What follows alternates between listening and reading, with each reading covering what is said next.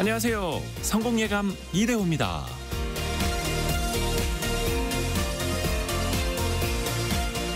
재능이 있다는 건 큰 복을 받은 것과 같습니다.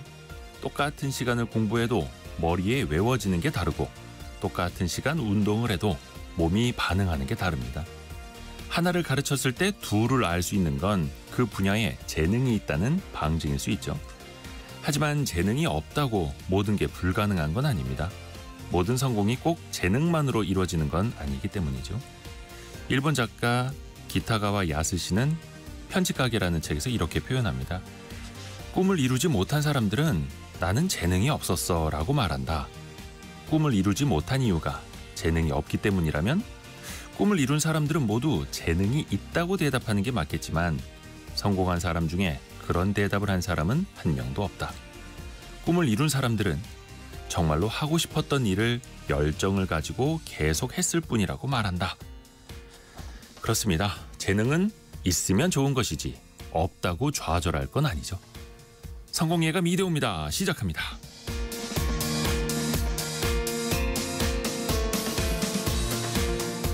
안녕하세요. 이대호입니다.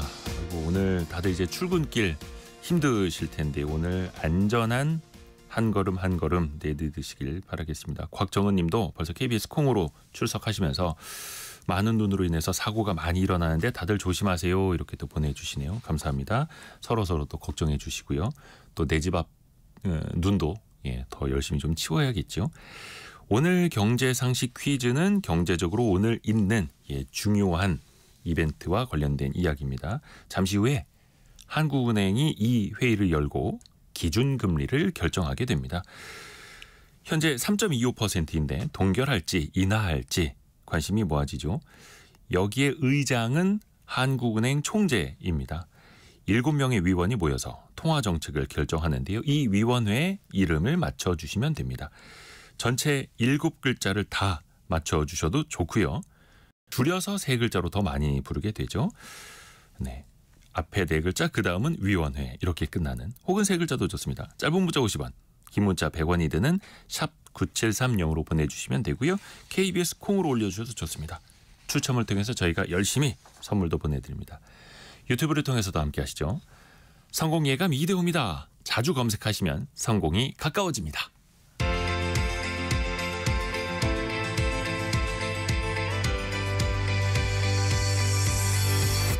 KBS 1라디오 성공예감 이대호입니다. 왜 항상 오답이 눈에 띌까요? 안의현님, 금융감독위원회. 금융감독위원회 옛날 말입니다. 옛날 말. 지금은 금융위원회와 금융감독원으로 나뉘어져 있고요. 통화정책은 그곳이 아니라 한국은행 내에 있는 다른 위원회에서 정하게 됩니다. 자, 오늘의 경제 뉴스도 들어보시죠. 경제전파사 강예지 에디터와 함께합니다. 안녕하세요. 안녕하세요. 미국 증시부터 체크해볼까요? 네, 간밤에 3대 뉴욕 증시가 모두 떨어졌습니다. 다우존스 산공, 산업평균과 S&P 500은 각각 0.3% 정도 떨어졌고요. 기술주들이 모인 나스닥이 0.6%나 떨어졌습니다. 이 각 증시들이 6, 7거래 연속으로 좀 오르다가 떨어지면서 미국 증시 랠리가 멈춘 거 아니냐 이런 평가까지 나왔어요. 이 추수 감사절을 앞두고 투자자들이 차익 실현에 나서면서 기술주들이 줄줄이 떨어진 모양새고요. 엔비디아, 마이크로소프트, 아마존, 테슬라 등이 1% 안팎 하락했습니다.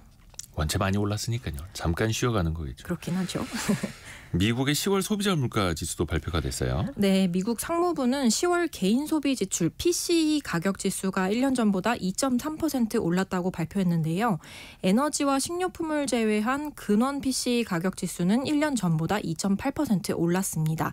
이 PCE 가격 지수는 미국인들이 상품과 서비스를 구매할 때 지불한 가격을 측정하는 물가 지표인데요.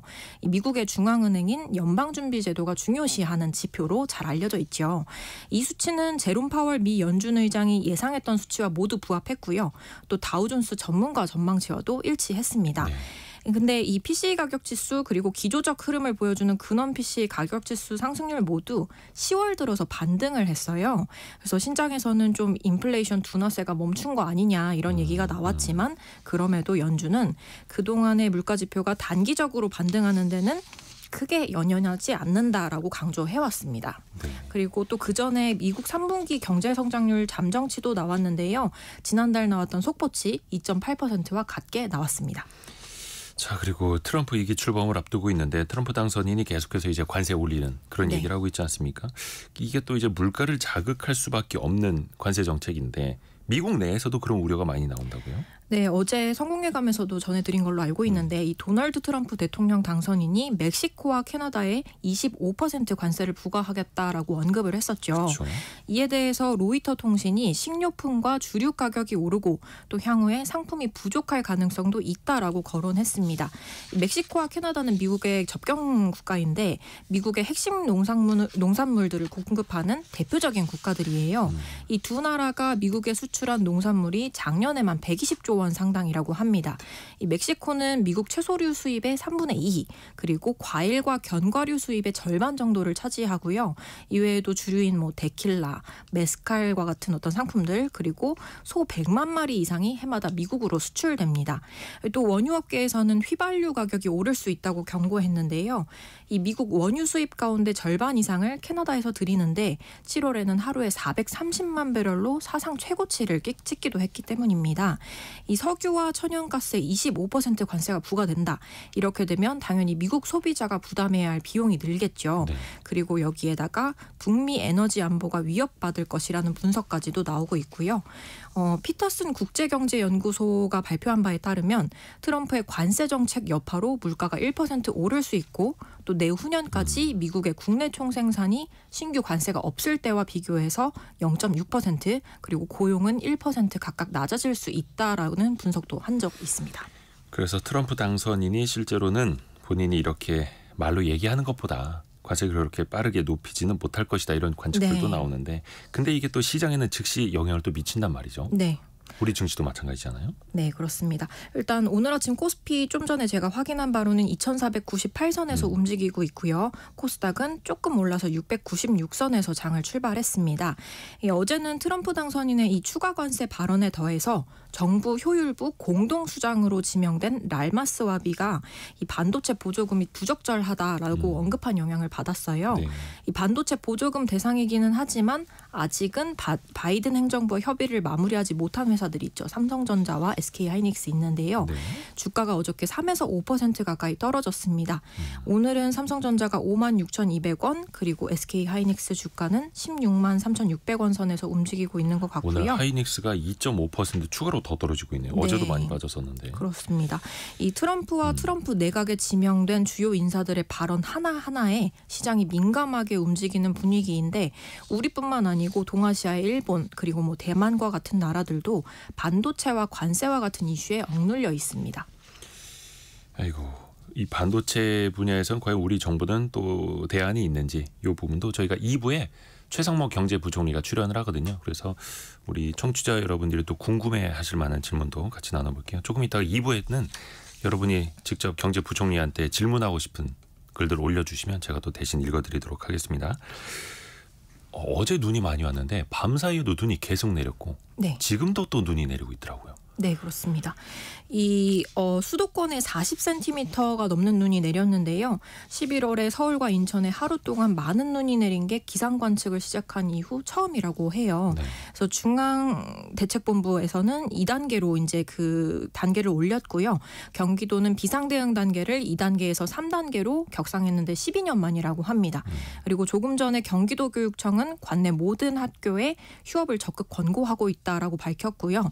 우리 이제 그 직장인분들의 출근길도 험난하죠.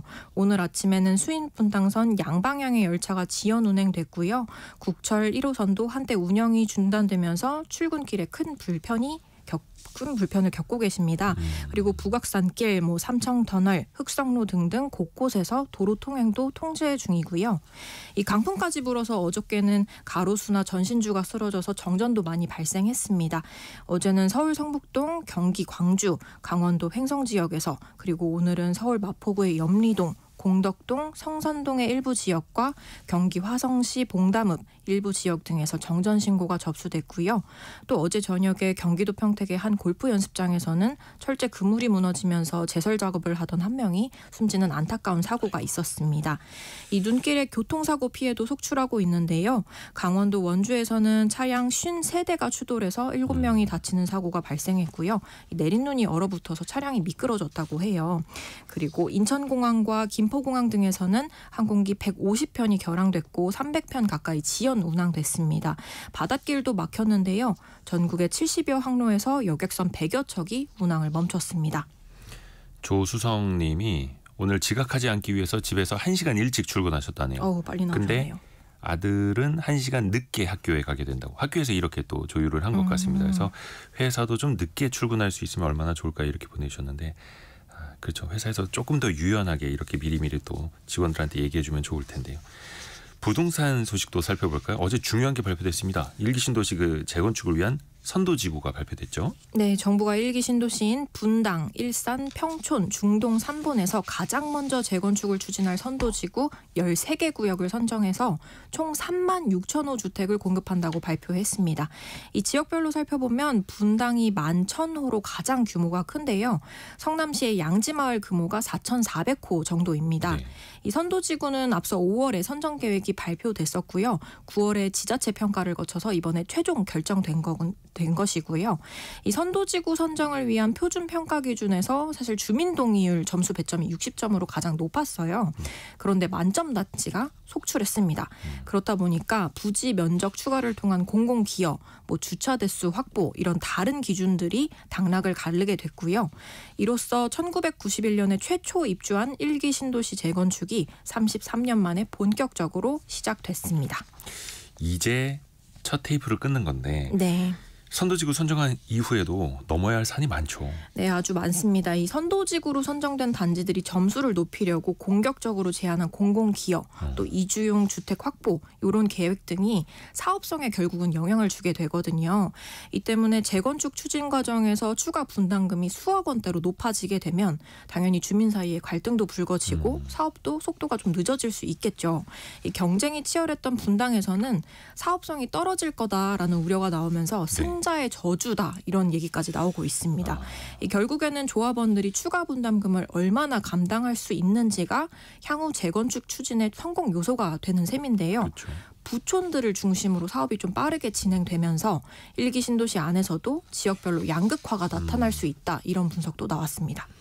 또 현실적으로는 이 3만 6천 가구가 집 지어지는 동안 어디 가서 나가서 살아야 할 곳이 필요하잖아요. 네. 전 월세난이 이제 불보듯 뻔하다 이런 지역들 나오더라고요. 네, 이 13개 구역에서 2027년부터 철거에 들어가게 되고요. 3만 6천 가구에 사는 가구원들이 한꺼번에 주변 지역으로 이주해야 하는 네. 문제가 있습니다. 이 분당에서는 아파트 11,000가구를 포함해서 총 12,000여 가구가 내후년 말부터 본격적으로 이주를 할 것으로 전망되는데요. 네. 이 분당과 인근 지역에 말씀하신 것처럼 전세 대란이 일어날 것으로 보이고요. 어제 이주 대책은 나오지 않았는데 국토부는 다음 달에 광역교통대책과 함께 구체적인 이주 계획을 발표한다라는 입장입니다. 이 시장에서 기대하는 재건축 이주용 주택단지는 따로 건설하지 않고요.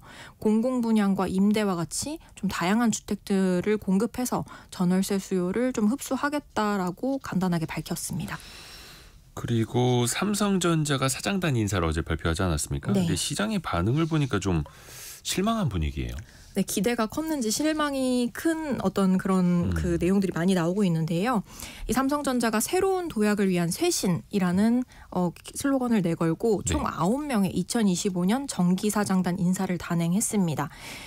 하지만 시장의 평가가 냉랭한데 한마디로 올드보이 체제가 유지됐거나 아니면 돌아왔기 때문입니다. 먼저 그룹의 컨트롤타워 역할인 사업지원 태스크포스는 정현호 부회장 유임으로 체제가 유지됐고요. 네. 박학규 디바이스 경험부문 경영지원실장이 사업지원 TF 담당 사장으로 이동했습니다. 이 박학규 사장은 재무통으로 알려져 있는데 과거에 삼성 미래전략실에 있었던 인물이기도 합니다. 삼성에서 2인자로 꼽히는 정 부회장과 함께 사업지원 태스크포스를 이끌게 될 거고요. 그리고 한종희 부회장은 삼성전자 생활가전 사업부장의 이 신설된 품질혁신위원회까지 맡아서 역할이 더 커졌습니다. 그리고 또 이재용 회장이 삼성의 위기다라고 그렇죠. 하면서 이제 대대적인 쇄신을 시사를 했었는데 이것과는 좀 사뭇 다른 인사다라는 평가가 이제 나오는 이유이기도 하고요. 최근에 또 성장이 가로막힌 반도체 관련 사업들이 있잖아요. 그래서 여기에 외부 출신의 어떤 새로운 인물이나 아니면 젊은 피가 좀 기용되지 않을까 하는 기대가 컸는데 파격보다는 안정을 택했다라는 평가가 나옵니다. 이 고대역폭 메모리 HBM 경쟁에서 밀리고 또 D램에서도 흔들리는 메모리 사업부의 수장을 전영현 반도체 부문장 겸 부회장이 겸임하게 됐고요. 네. 이 전 부회장은 7년 만에 다시 삼성전자 메모리 반도체 사업을 이끌게 된 거라서 사실상 이제 돌아온 거죠.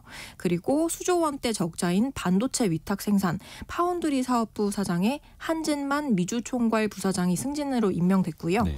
그리고 미래 먹거리 발굴을 담당하는 미래사업 기획단장에도 베테랑으로 꼽히는 고한승 사장이 임명됐습니다. 삼성이 위기여서 쇄신을 할 줄 알았는데 변화를 택할 줄 알았는데 오히려 이제 안정 쪽으로 갔다라는 그런 평가네요. 삼성그룹 최초로 그 여성 전문 경영인이 임명되기도 했어요. CEO로. 네, 그렇습니다. 김경아 삼성바이오에피스 부사장이 대표이사 사장으로 승진 내정됐습니다.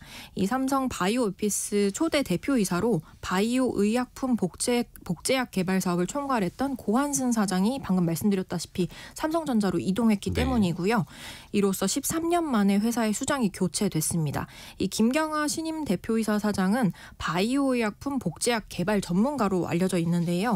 2010년에 삼성전자 종합기술원 바이오 신약 개발 수석 연구원으로 입사했고요. 2015년에 바이오 에피스에 합류해서 핵심적인 역할들을 좀 수행해왔습니다. 회사는 이번 인사에 대해서 삼성그룹 최초의 여성 전문 경영인 CEO로 여성 인재들에게 성장 비전을 제시하고 또 과감히 도전할 수 있는 계기를 마련할 것이라고 밝혔습니다. 그리고 간만에 반가운 소식이 있습니다. 최근에 듣기 어려웠던 소식. 네. 예년보다 아기가 많이 태어났어요. 네, 그렇습니다. 이 통계청이 낸 9월 인구 동향에 따르면 올해 3분기 출생아 수가 6만 1,300명으로 1년 전보다 8% 4,500명 이상 늘었습니다. 2012년 4분기 이후 약 12년 만에 가장 큰 폭으로 늘어난 건데요. 이 출생아 수가 늘면서 합계 출산율도 1년 전보다 0.05명 늘어서 0.76명으로 집계됐는데 이것 또한 2015년 4분기 이후로 처음 반등한 겁니다. 이런 흐름이라고 하면 올해 연간 출생아 수가 그리고 또 합계 출산율이 9년 만에 플러스로 반등할 것으로 보이고요. 그럼 왜 늘어났냐? 이 코로나 팬데믹으로 미뤄졌던 결혼들이 몰려서 이뤄진 점. 네. 그리고 이제 이런 것들이 이제 출생아 수가 늘어나는 데 영향을 미친 것으로 보이고요.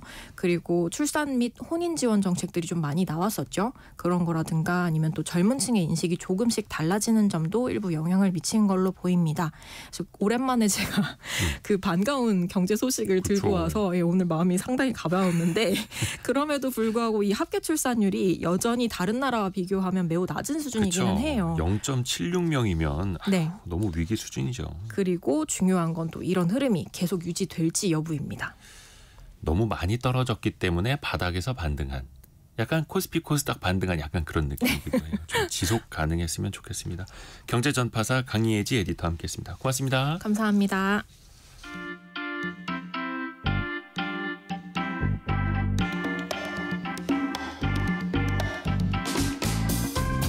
지금 여러분께서는 KBS 일라디오 성공예감 이대호입니다를 듣고 계십니다.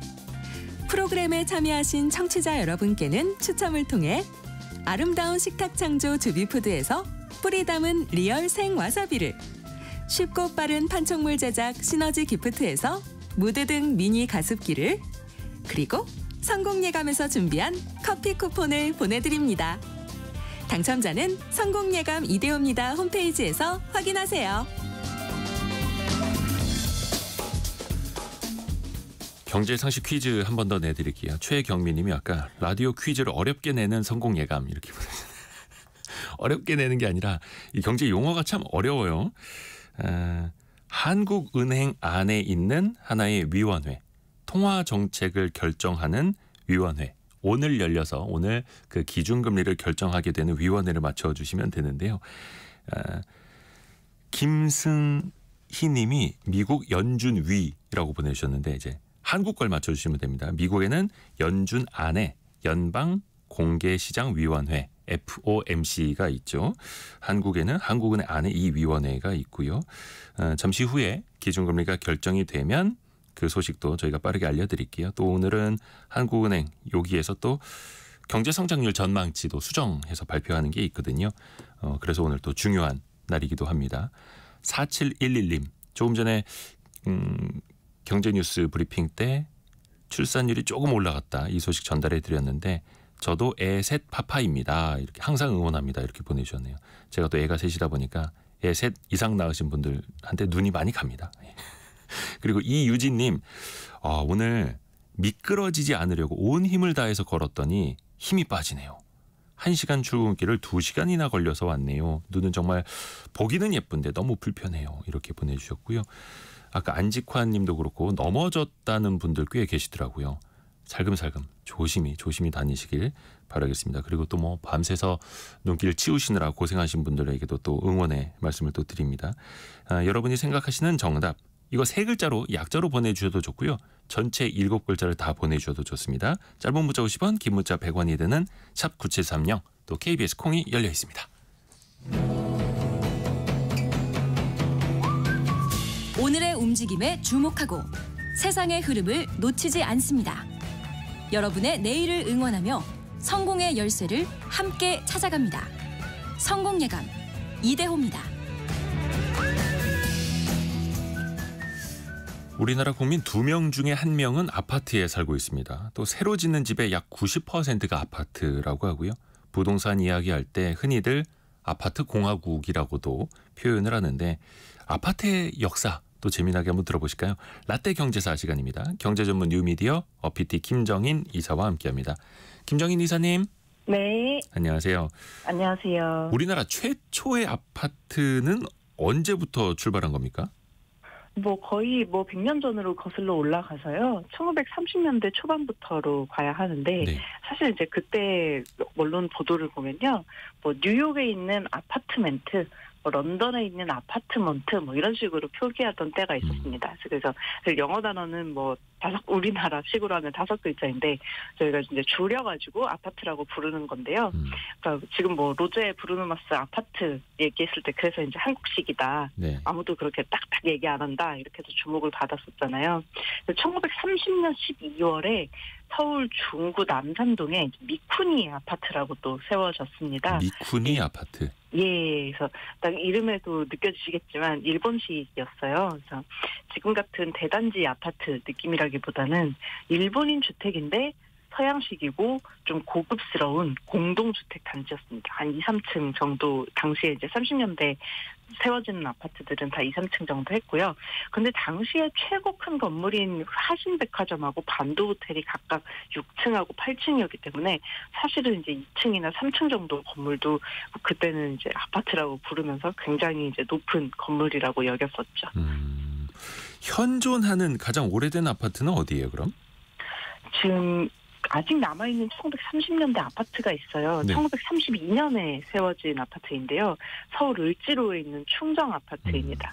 이게 5층짜리고요. 그래서 최초의 아파트가 뭐냐 하는 거는 이제 의견이 조금 갈려요. 근데 지금 우리 건축법상에 보면 아파트가 5층 이상이어야 하거든요. 네. 그래서 2층이나 3층짜리 다른 아파트도 그때 당시에는 아파트라고 불렀는데 지금 기준으로 보면은 좀 아니기 때문에 5층짜리 충정 아파트를 최초의 아파트라 인정해야 되지 않냐 이런 의견도 있습니다. 현재 이거 한 8억 정도의 매물이 올라와 있는데 재개발지구로 지정이 돼가지고 아마 곧 없어질 것 같습니다. 그리고 또 서울 회현 시민 아파트라고요. 1968년에 지어진 아파트도 아직 남아 있는데요. 역사를 보존하자 이런 의견도 있는데 그래도 2026년까지 철거를 좀 목표로 하고 있습니다. 맞아요. 그 뮤직비디오나 영화에 특히 많이 나오는 그 옛날 아파트 네. 볼 수 있을 겁니다. 근데 지금은 당연히 아파트 집 안에 화장실이 있는데 옛날에는 아파트에도 집 안에 화장실이 없었다면서요? 네, 사실 저희 재래식 화장실 생각을 해보면 화장실을 집 안으로 가지고 들어온다는 게 당시에는 상당히 좀 충격적인 일이었죠. 어떻게 집안을 그렇게 더럽게 쓸 수 있나 이런 좀 생각을 하게 만드는데. 어떻게 화장실을 집 안에 둘 수 있어? 뭐 이렇게. 네네. 뭐 냄새나 뭐 그런 건 어떡하지? 병은 어떡하지? 이런 식으로 이제 의견이 있었는데 1957년에 서울 성북구의 종합 아파트라고 이제 지어졌는데요. 예. 최초의 수세식 변기가 집안에 들어간 아파트였습니다. 그 전 아파트들은 공동 화장실이어서 좀 밖에 있었거든요. 예. 근데 수세식 변기가 들어오면서 개별 화장실이 있어서 주목을 받았고요. 뭐 이 종합 아파트는요, 지금 1995년 재건축된 선경 아파트로 남아 있습니다. 1957년에 처음으로 아파트 안에 화장실이 생기기 시작한 거네요. 처음 알았습니다. 네, 그럼 이제 지금처럼 뭐 거실, 네. 방, 부엌, 화장실 이런 기본적인 구조는 언제부터 자리 잡았을까요? 이게 지금 우리가 상상할 수 있는 현대식 아파트는 1960년대에 처음 등장을 했습니다. 그래서 이때 좀 얘기가 나오는 게 마포 아파트거든요. 1962년 세워진 마포 아파트인데 6층짜리 건물이었고요. 당시에 뭐 복도식 아파트 있고 뭐 이제 뭐 아직 연탄 보일러 떼고 그런 시절이었지만 그래도 요 마포 아파트 요거를 좀 시범으로 생각하시면 될 것 같습니다. 초창기부터 아파트 분양이 잘 됐을까요? 그렇지는 않았죠. 그때 이제 아파트 처음에 세워진다고 하고 거대한 콘크리트 건물 올라가고 그러니까 사람들이 좀 안 좋아했었어요. 그러니까 사람은 좀 발에 땅을 딛고 살아야 된다. 그렇게 이제 공중에 떠서 공중부양해서 자고 나면은 약간 고공병이라고 했거든요. 고공병에 걸린다. 두통이 오고 뭐 사람이 좀 신체가 허해지고 약간 고산병 같은 느낌으로 쓰신 것 같은데 이제 그런 얘기가 많았고 또 이제 닭장 같다. 마당이 없잖아요. 개별적인 마당이 없고 그러니까 그럼 텃밭은 어떻게 하냐, 김장은 어떻게 하냐, 독은 어디다 두냐, 어떻게 화장실이 그 안에 들어가 있냐, 감옥 같다 이런 어떻게 옆집 사람하고 벽 하나를 두고 있냐, 뭐 이런 식으로 이제 안 좋은 얘기가 되게 많았었어요. 그래서 강남 개발을 할 때 초기에 이제 보상을 받고도 아파트로 옮겨가지 않으시고 계속 남아 계셨던 분들도 꽤 많으십니다. 아파트 싫다, 그렇죠? 네. 뭐 1900년대 초 중반에 충분히 할 만한 그런 생각이었던 것 같습니다. 당시로 치면. 그러면 어떻게 미분양이 났던 거예요? 네, 그때는 이제 미분양이 났죠. 그래서 1962년에 마포 아파트를 분양을 할 때는요, 정부 보증 할부제를 하기도 하고요. 공무원한테 강제로 분양을 해가지고 들어가게 만듭니다. 그 시절에도 공무원한테. 네, 이제 사실 이제 당시에 산업화 시대에 공무원 정책 펼치는 거를 보면요. 공무원이 조금 이제 실험체 같은 느낌이에요. 잘 안 돼? 들어가. 너는 나라의 녹을 먹고 있기 때문에 이제 좀 감안을 해야 된다. 이런 식으로 좀 많이 했는데 사실 이제 나중에 중장기적으로 되돌아보면 정부 정책을 맨 처음 이제 좀 저렴하게 할 수 있어서 굉장히 이득을 많이 봤죠. 그래서 어쨌든 이렇게 해가지고 공무원들이 들어가 있었는데 굉장히 편리했고 살아보니까 특히 이제 당시로서는 집에서 시간을 많이 보내시는 분들이 주부잖아요. 그러니까 집에 가장 오래 있는 사람이 편하면 그 집은 이제 좋다. 이게 좀 입소문이 이렇게 나게 돼 있어서 특히 주부들이 굉장히 좋아했기 때문에 이제 입소문을 타고 아파트 괜찮은데 이렇게 되었고 정부 시책에 의해서 고위공무원이나 교수 같은 사회지도층이 살게 되면서 인식이 정말 빠르게 바뀝니다. 높은 사람들이 아파트 많이 살더라 이렇게. 네. 그 당시에 그러면 거의 반강제적으로 분양을 받았던 공무원들은 돈 많이 벌었겠네요. 예, 맞습니다. 2867 쓰시는 분께서 68년도에 맨션 아파트 구경 갔을 때 수도꼭지로 이쪽으로 돌리면 찬물 저쪽으로 돌리면 뜨거운 물 나온다고 신기하고 부러워했던 게 생각나신다고 보내주셨네요. 이 아파트 살면서 주거 생활도 많이 달라졌죠, 진짜. 네, 정말 많이 달라졌는데 가장 큰 변화는 두 가지라고 볼 수 있어요. 둘 다 위생 관련된 것인데요. 부엌이 이제 입식 부엌이 되고요. 네. 화장실이 실내로 들어왔죠. 근데 이게 문화적으로 굉장히 큰 게 부엌이 실내로 들어오면서 집안에서 가정에서 주부의 위상이 굉장히 올라갔다고 합니다. 그렇죠. 허리 숙이지 않아도 되고. 네, 예전에는 이제 부엌이 바깥에 있으니까 영역이 확고하게 나뉘어져 있어서 그냥 뭐 쉬거나 할 때도 당연히 이제 부엌에 조금 이렇게 계시던 문화가 있었는데 부엌이 이제 실내로 들어오니까 좀 동등하다. 그리고 이제 부엌에 안 들어갈 수 없잖아요. 주부가 아닌 사람도. 그러니까 이제 좀 자연스럽게 좀 섞이게 된 변화가 있었다고 하고요. 조금 외부로 시선을 돌려보면은 아파트가 좀 편리한 데가 있어요.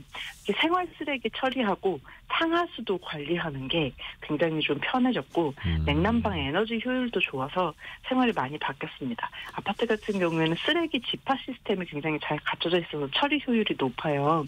그리고 이제 단지 내에 정수 배수 시스템이 있어서 하수 처리도 편리하고 상하수도 때문에 이제 온수 냉수 바로 나오고 단독주택 같은 경우에는 아직도 정기적으로 분유수거차를 불러야 한다고 합니다. 이정옥님이 70년대 초반 부산 수정동 공동 화장실을 사용하는 5층짜리 아파트에 살았어요. 당연히 연탄 보일러였죠라고 보내주셨는데 이 아파트에서도 이게 난방이 조금씩 바뀌지 않았습니까? 맞아요. 뭐 그때 사실 이제 자다가 연탄가스 마시고 하는 사고가 굉장히 좀 많은 시절도 그쵸. 있었는데 아파트가 들어오면서 그 사고가 없어집니다. 1960년대 후반 이후부터 이제 온돌 근대화가 되어가지고요. 고층 아파트는 아궁이 설치가 어렵고 석탄 배달도 좀 안 되니까 온수 난방이라는 걸 개발을 해가지고 방바닥 아래에 파이프를 설치해서 온수를 순환시키는 식으로 바닥을 데웠거든요. 근데 이것도 그냥 온돌이라고 해요. 온돌이라고 하고 온돌이라는 이름으로 수출도 하는데 어쨌든 사실 지금은 온수 파이프로 데우고 있습니다. 그래서 마당까지 좀 내 것으로 가꾸던 옛날 분들한테는 옆집하고 이렇게 붙어가지고 개성을 좀 뽐낼 수 없게 된 게 굉장히 이제 삶의 질을 떨어뜨리는 조건이었는데 사실 이제 뭐 냉난방이라든지 뭐 이렇게 직접 그 도시나 아니면 이제 건축물 같은 게 이렇게 집적이 되면은 그 열 손실이라든지 아니면 비용이라든지 고정비가 상당히 줄어들거든요. 이게 그래서 좀 편리하게 됐죠. 그래서 실질적으로 사람들의 생활도 많이 바꿨고 편리함도 안겨줬고 그럼 그 아파트 이른바 열풍이라고 할 만한 건 언제부터 시작됐다고 볼 수 있어요? 지금처럼 보편화되기 시작한 것은 뭐 1970년대 강남 개발이 되면서부터고요. 네. 아까 말씀드린 대로 고위공무원이나 교수들 사회지도층 들어가서 살기 시작하면서 중산층 주거 형태로 받아들여졌습니다. 그래서 강남 개발과 함께 단지형 고층 아파트가 들어섰고요. 그때 또 나온 이제 좀 랜드마크가 될 만한 아파트가 한강 맨션 아파트였죠. 네. 1970년 세워진 15층짜리 아파트로 최고층 아파트였는데요. 당시 이제 평균 분양가가 150만 원 정도 됐어요. 예. 대졸 공무원 연봉이 한 30만 원 정도 됐었기 때문에 그때 대졸이라는 것 자체가 굉장히 높은 사회적 지위였으니까 그 생각을 해보면 그 높은 사회적 지위에 받는 연봉에 이제 뭐 5배가 되니까 굉장히 좀 비싼 아파트였죠. 그렇죠. 그러니까 지금도 집값이 엄청 비싸다고는 합니다만 당시에도 뭐 예를 들어서 그런 표현들 하시잖아요. 내가 70년대로 80년대로 돌아간다면 어떤 네. 집을 꼭 사겠어. 그때로 돌아가면 다시 살 수 있을까요? 어렵죠. 항상 월급쟁이는 아파트 살기 어려웠습니다. 네. 특히 70년대 이제 그 아파트 붐이 일어서 지금처럼 막 이제 보급이 되기 시작했는데 네. 그때 아파트값 오르는 속도 보면요. 뭐 지금보다 훨씬 더 빨리 올라요. 물론 이제 숫자가 작기는 했지만 그래서 1974년에 평당 27만 4천 원 정도 평균적으로 하던 서울 아파트 값이 네. 1978년에는 70만 원대로 오릅니다. 4년 만에. 예. 네, 4년 만에 거의 뭐 3배 정도 오른 거죠. 근데 당시 서울 지역 가구당 월 평균 소득을 보면요. 14만 원 정도 해요. 예. 그럼 이제 뭐 정말 어렵죠. 1990년대 들어서면은 서울 강남 33평 아파트 가격이 한 2억 7천만 원 정도 했는데 네. 대기업 과장 월급이 150만 원 정도였습니다. 약간 그 넘볼 수 물려받은 게 없으면 사실 넘볼 수 없는 그때부터. 가격이죠. 네. 그러면 또 그 반대 시각에서는 또 아파트가 투자의 대상이 될 수도 있었겠네요. 그렇게 또 빠르게 올랐다면. 근데 사실 이제 뭐 아파트는 처음 세워졌을 때부터 아파트가 아니더라도 그냥 주택은 항상 투자 목적은 빠지지 않았어요. 특히 이제 우리나라처럼 산업화가 굉장히 좀 빠르게 된 국가는 그리고 이제 수도권 집중이 좀 강했던 국가는 주택은 항상 투자 목적이었습니다. 근데 뭐 심했던 엄청 사회 이슈가 됐던 시기는 있죠. 80년대가 부동산 투자 열풍이 좀 전국을 강타해서 땅 시세를 모르면 대화를 못한다 이런 얘기도 좀 있기도 했고요. 국토 개발을 한창 하면서 좀 그렇게 많이 듣는데 이게 근데 부동산은 항상 금융하고 같이 다녀요. 왜냐하면 대출 없이 살기에는 너무 목돈이기 때문에 그래서 이제 투자 목적으로 부동산을 본다라고 하면 부동산 관련 금융제도가 어떻게 고도화되고 있는지 좀 봐야 하는 이제 시점이 왔습니다. 다들 그 아파트 관련된 추억들을 많이 보내주시는데요. 김의경님은 한 20년 전에 살던 아파트 건물이 기울어서 거실 가운데 공을 놓으면 베란다 쪽으로 쪼르륵 굴러갔어요. 그 아파트 철거하고 공원이 생겼네요. 이렇게 보내주셨는데요. 그 70년대부터 건설 부음을 타고 아파트들이 굉장히 많이 올라갔잖아요. 네. 동시에 또 부작용도 좀 있었고요. 그렇죠. 이제 부실공사는 정말 1970년대부터 아파트의 역사와 함께 시작이 됐는데 대표적으로 이제 와우 아파트 붕괴 사고가 있죠. 정부가 저렴하게 공공주택을 좀 공급을 하려고 했는데 당시만 해도 뭐 물론 일부러 그랬던 나쁜 짓이지만 업력 자체가 쌓이지 않아가지고 그리고 이제 정부에서도 부정부패가 심하다 보니까 이거를 무허가업자한테 맡길 정도로 좀 허술했고요. 6개월 만에 완공돼서 5개월 만에 이제 그대로 주저앉았는데 사실 이때 급속도로 도시화가 되면서 근데 경제 규모는 크는데 사람들의 문화나 관습은 이제 예전에 머물러서 문화 지체가 좀 있었어요. 그래서 사건 사고가 되게 많았고 그렇죠. 1990년대 우리 뭐 부실공사라는 단어가 저도 기억이 나는데 굉장히 사회적 이슈였잖아요. 이게 1970년대 세웠던 부실 건물들이 노후화되면서 생긴 일이거든요. 80년대는 관련한 사건 사고가 별로 없었어요. 근데 1970년대 우리 도시화가 막 되고 국토개발되면서 어떻게든 저렴하게 빨리빨리 지어서 이 넘쳐나는 인구를 좀 주거를 좀 안정시키자 하면서 모자란 실력으로 지었던 건물들이 90년대에 문제를 그렇게 많이 일으켰었습니다. 그래서 사회적으로 큰 아픔도 있었고요. 예. 또 하나 시대가 달라지면서 시대가 나아가면서 크게 바뀌는 것들이 있습니다. 대표적으로 아파트 이름 아닙니까?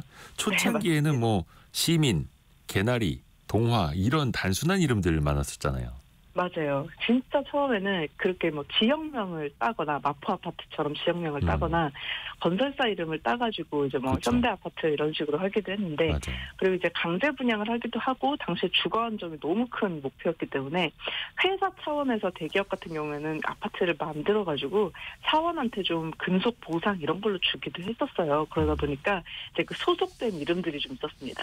주공 아파트, 주택공사 아파트 뭐 이런 거라든지 공무원 아파트, 군인 아파트, 동대문 아파트, 개포동 현대 아파트 이런 식이었고요. 네. 재밌는 거는 가끔 1980년대 지어진 아파트는 이름에 고층이 들어가는 경우가 있어요. 땡땡 고층 아파트 이런 식으로.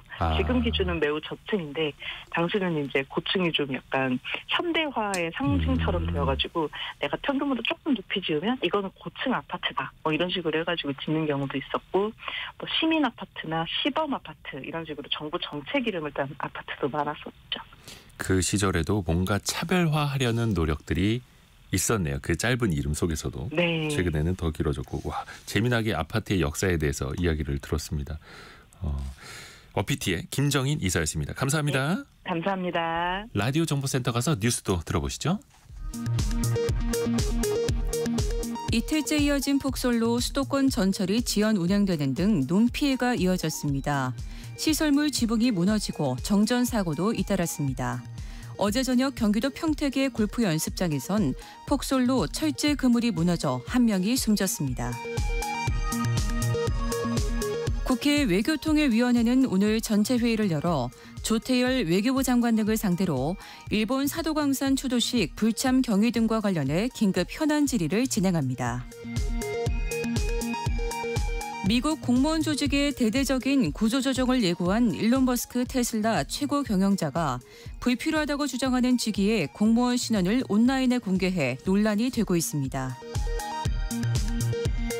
지난 3분기 미국의 국내 총생산 GDP 증가율은 전분기 대비 연율 2.8%로 나타나 미국 경제가 강한 성장세를 지속한 것으로 재확인됐습니다.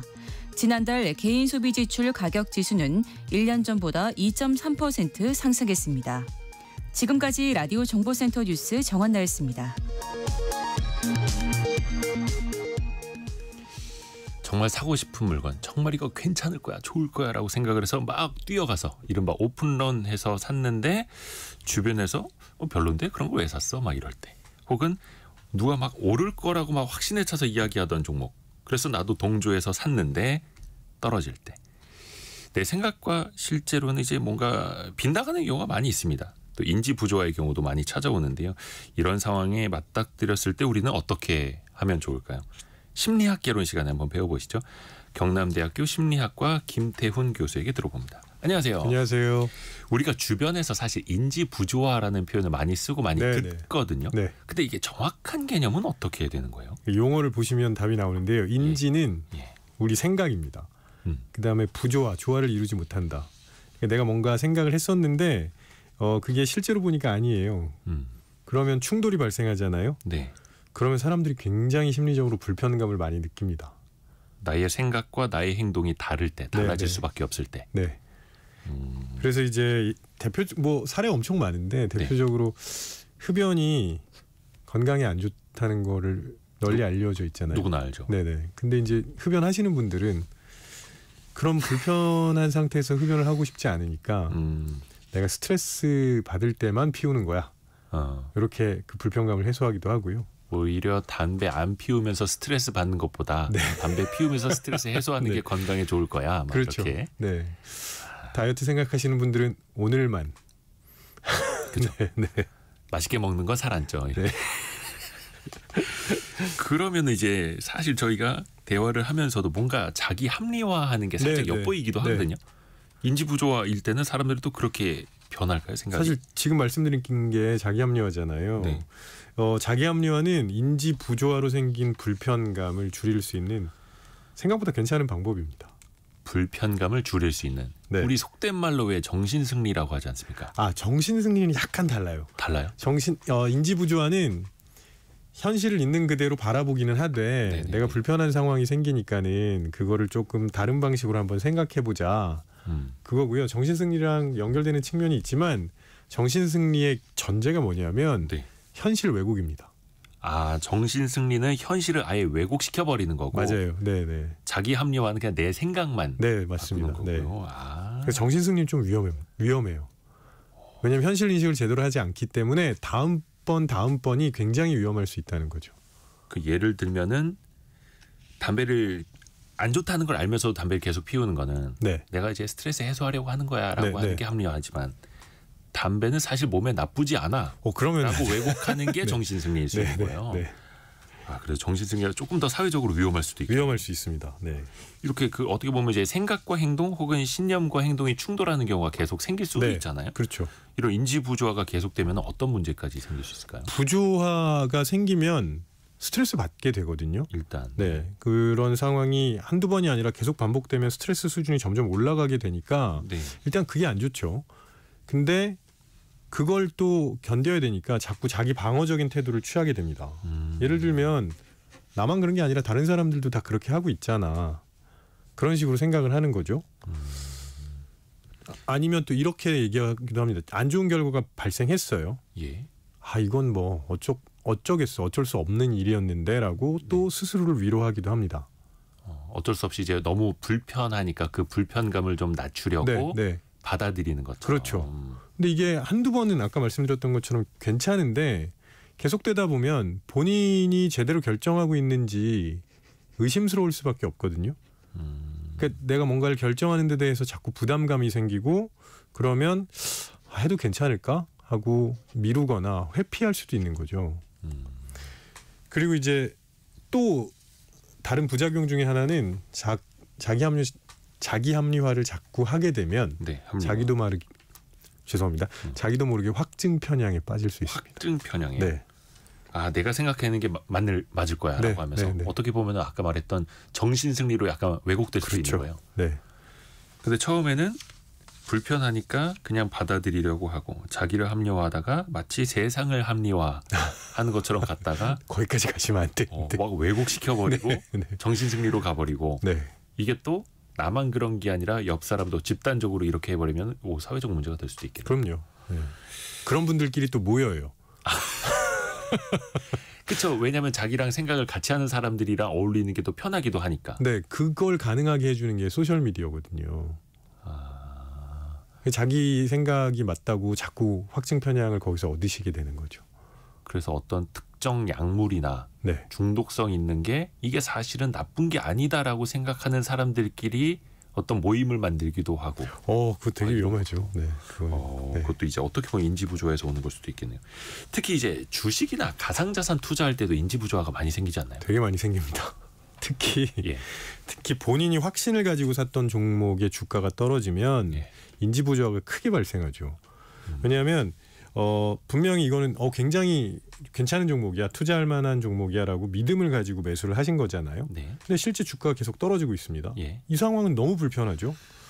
그래서 그냥 내가 뭔가 분석을 잘못했었구나라고 빠르게 인정하고 후속 조치를 취하시면 괜찮은데 네네.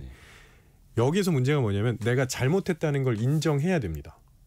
우선은. 네, 근데 이거 잘 안 하세요. 사람들이 내가 잘못했다는 걸 인정하는 거 특히 싫어하고요. 종목 분석을 오래 하셨을수록 더 안 합니다. 그러니까 내가 들인 공력이 더 클수록 그럼요. 약간 매몰 비용 생각도 맞아요. 나고. 네. 그래서 누가 그냥 얘기해줘서 혹해가지고 샀으면 그 사람 진짜 이렇게 갈 수 있는데 다신 보지 말아요 지금. 네. 내가 진짜 열심히 분석했잖아요. 네. 그러면 자꾸 거기에 빠지게 됩니다. 그래서 더 어떻게 보면 현실을 부정하는 쪽으로 갈 수도 그렇죠. 있고. 네네. 근데 기본적으로 사람은 자신의 잘못을 인정하는 걸 조금 두려워하거나 방어 기제가 있을 수밖에 없는 그럼요. 거고요. 네. 거기서부터 불편하고 특히나 이게 이제 파란불로 변하고 이제 손실이 생기고 네. 금액적으로 금전적으로 자산에 네. 피해가 생기면 더 받아들이기가 힘들 거 아니에요. 그럼요. 지금 이제 내가 잘못했다는 걸 인정할 때는 부정적인 감정이 막 밀려올 수밖에 없거든요. 그렇죠. 그러니까 이때는 감정적으로 대응하시는 거를 자제해야 돼요. 그래서 감정적으로 대응하기 시작하면 그 불편한 상황을 최대한 빠르게 해소하려는 노력만 하게 됩니다. 감정적으로만 앞서게 되면은 네. 해소하려고만 네. 한다고요. 그 불편한 상황에서 빠져나가고 싶은 거예요. 그건 그냥 근본적인 해결책은 안 되는데. 그렇죠. 그렇죠. 그러니까 눈에 보이는 빠른 대안만 자꾸 찾아 나가는 겁니다. 그러면 옆 사람 말 듣고 그래 내가 잘못 생각했구나 이쪽으로 갔다가 또 이쪽으로 갔다가 그러면 흔히 하는 말로 처음에는 잔고에 파란불도 있고 빨간불도 있었는데 네. 자꾸 그렇게 하시다 보면은 빨간색만 쪽쪽 뽑아내서 네. 잔고가 파래지면 네. 기준금리가 인하됐다는 소식이 들렸나 보죠.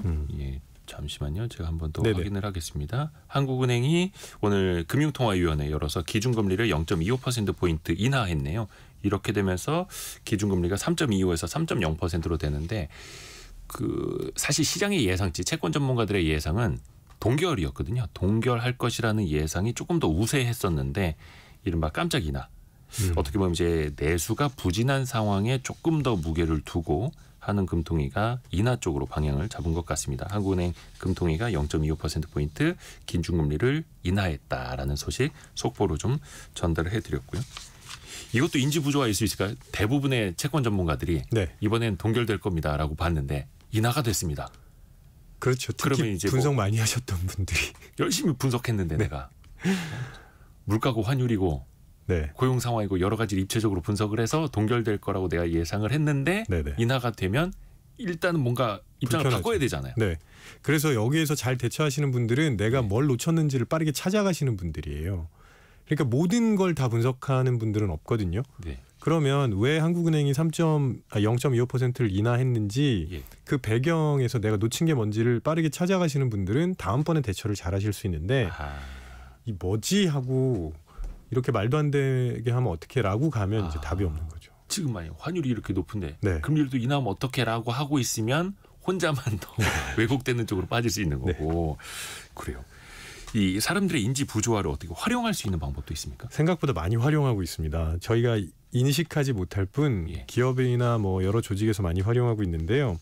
예를 들면 기부 같은 데도 적용을 할 수가 있어요. 예. 그런 거 많이 하잖아요. 당신이 이걸 구매하면 같은 만큼의 금액을 기부한다. 이런 거 많이 하죠. 네. 당신이 10,000원을 기부하시면 저희가 10,000원을 매칭을 해서 기부합니다. 맞아요. 네. 옷을 한 벌 사면 옷을 한 벌 기부한다거나. 네네네.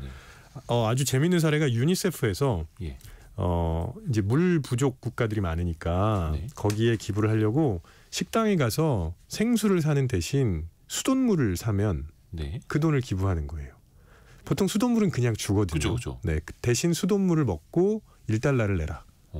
그러면 우리가 그거를 모아서 기부를 한다. 예.